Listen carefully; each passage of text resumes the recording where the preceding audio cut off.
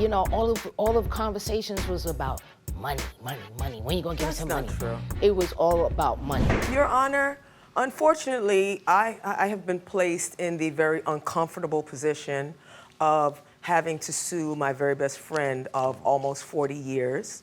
This all began in January of 2017. Okay. Pamela came to my home. Yep. She was hysterical. She was very upset. And she told me that she was involved in a very toxic, unhealthy, unhappy relationship that she needed to get out of immediately.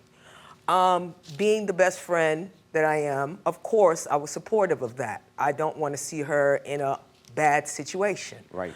Okay, let me go to you now. Well, let me start off by saying I absolutely love you.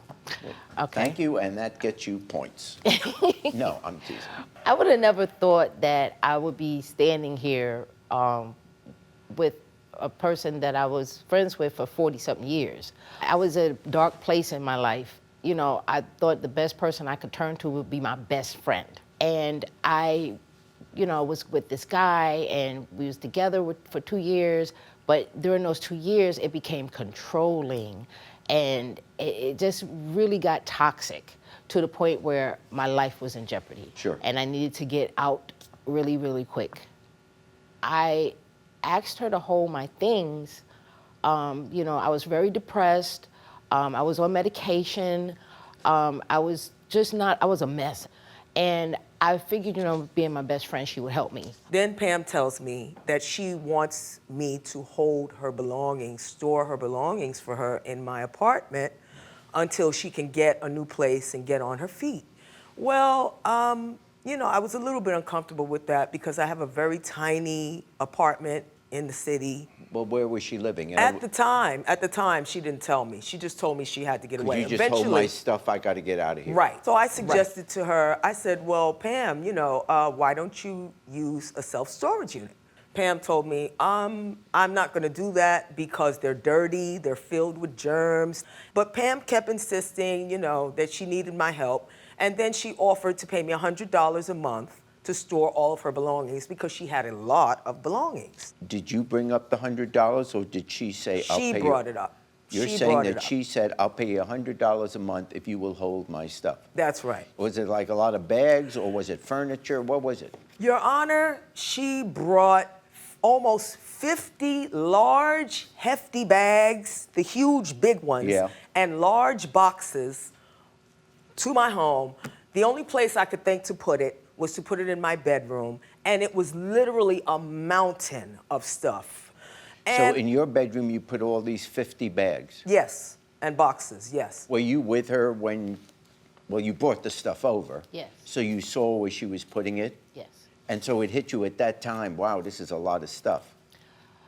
Is that why you, Well, be honest with you, I wasn't thinking about how much stuff it was. I was trying to flee for my life. I was placed up Niagara Falls on the U.S. side and in a shelter. Which is pretty far from New York City. We were in touch by phone frequently over the course of the next few months. So as time passed, I would ask Pamela, you know, well, when are you going to come to get your stuff? How's things going? And she would tell me a myriad of excuses. When did the communication stop? We were actually in communication periodically throughout the time that her stuff was there. It stopped. Yes, stopped. It stopped after she came and got her stuff. So for 3.5 years, did you ever say to her, look, this bill is piling up, maybe I can't keep it anymore. You've got to come down here. I never mentioned to her the money aspect, but I did constantly ask her when was she going to come and get her stuff. She asked me how I was doing, but it was more like, you know, when you going to come get your stuff, you know, when you going to give me some money, you know, stuff like that. I didn't have no way of getting down here, none. I barely had any clothes. I just, you know, I would ask people to give me a ride. It wasn't like it was a bunch of excuses. I was really actually trying. So I came back down here and I got my stuff. At that time, she wanted some money, which I didn't have. So I offered to braid her daughter's hair for $100 a month until it was paid off. Which I told her that I didn't need that because I have a woman who's been braiding my daughter's hair since she was an infant. And so I turned her down on that. I wanted to talk with her during that time of the month of August and, you know, try to work something out. But, you know, all of conversations was about money, money, money. When you gonna give me some money? That's not true. It was all about money.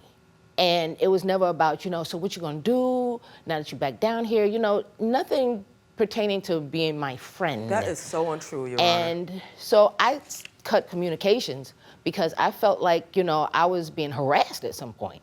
I don't have an income. Usually I'm an artist, and COVID struck, I don't have any customers. So there was really nothing I could do. But, you know, and I would have never thought that my best friend would, you know, put a price on our friendship. From her point of view, it really isn't fair that for 4 years, you're not coming up with anything. And I was run out of my bedroom. Now, you do have a moral obligation. Somebody keeps all of that for 4 years, there's at least the moral obligation, and particularly to your best friend, wow, I'm gonna make sure you get something back. Thank you. So I'm gonna say you owe for 18 months. I'm gonna fine for the plaintiff. Thank you, Your Honor. Sure, and good luck to you. Thanks for watching. Now please approach the bench. The way I look at it, you have 2 options here. Option A, watch more Judge Jerry. Option B, watch more Jerry Springer. The choice is yours. Now get out of my courtroom. You have more clips to watch. And don't forget to subscribe.